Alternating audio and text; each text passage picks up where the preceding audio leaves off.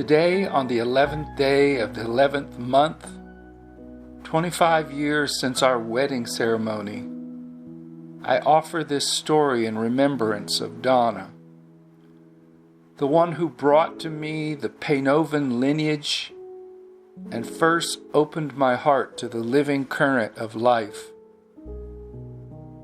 Our years together were a passage of transformation. Quiet joy, fire, and awakening woven into a single thread of love.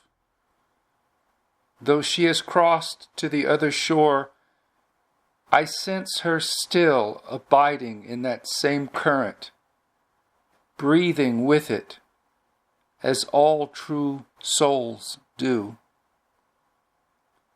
This story, Zeff's initiation, the way of the quiet current, is given in her honor, and in honor of the living presence that continues to move through us both.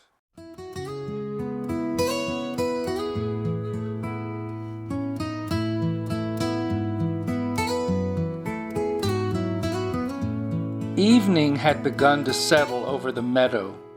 It was soft and gold as the river murmured beyond the trees.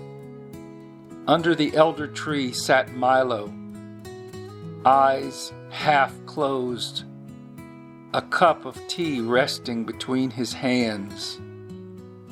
The air was still, steeped in that silence which seems to listen back. From the path came the sound of small, careful steps. Zeff appeared, the humble, uncertain chipmunk. Yet he was carrying a quiet resolve. He approached Milo and bowed low before him and spoke softly. "Teacher, I wish to learn from you. I want to walk the path that you and Mila have walked." Milo looked at Zeff for a long time, neither approving nor denying. A breeze passed between them like an unseen messenger. "Why do you wish to learn?" Milo asked at last. Zeff hesitated. He thought about how he wanted to answer. "Because the world feels too loud. I want to find the peace you seem to know."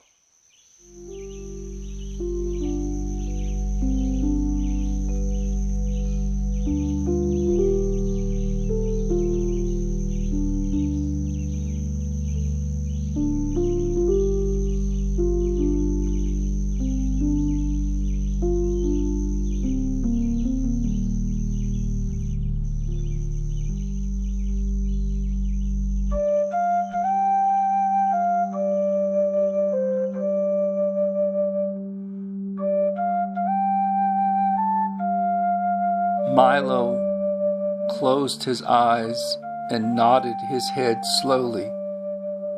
"Peace is not found," he said, "but it is remembered once the mind grows still enough to hear it." So began their time together, and there was no ceremony, no instruction in words. And for several days, Zeff stayed close by Milo. They sat beneath the elder tree. They gathered berries, built the evening fire, and watched the river flow.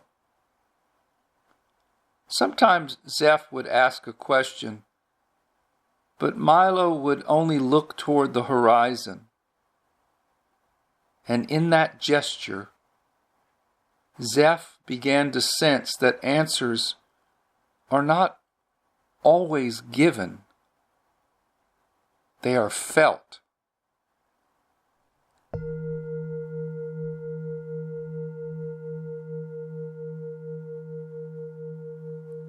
On the final day, as dawn spilled its first light through the trees, Milo poured the last of their tea and spoke quietly.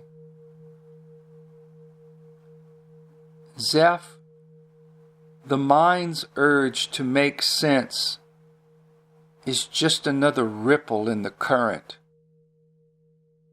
Reality keeps reshaping itself whether we grasp it or not. The practice isn't to decode the pattern, but to learn how to stay attuned to the flow. Always remember to pause, breathe, observe, and return again and again. Over time, this repetition ceases to feel like effort. It becomes the body's native rhythm, and it is the way being itself breathes through you.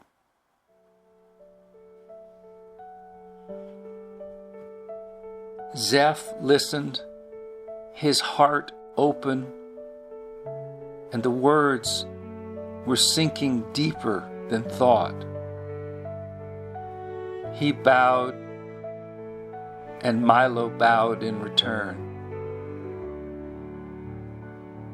That evening, Zeff gathered his few belongings and turned his face toward the forest.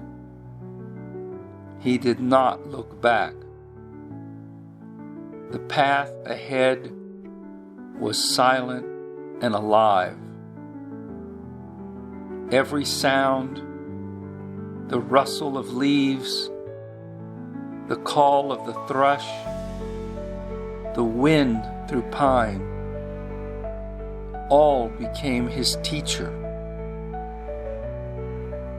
He would wander for many moons, learning to trust the quiet, learning to live within the rhythm of the living current.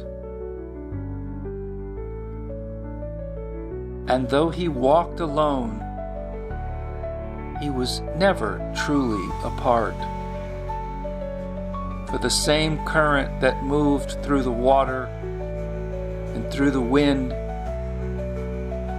and through Milo by the tree now flowed through him as well.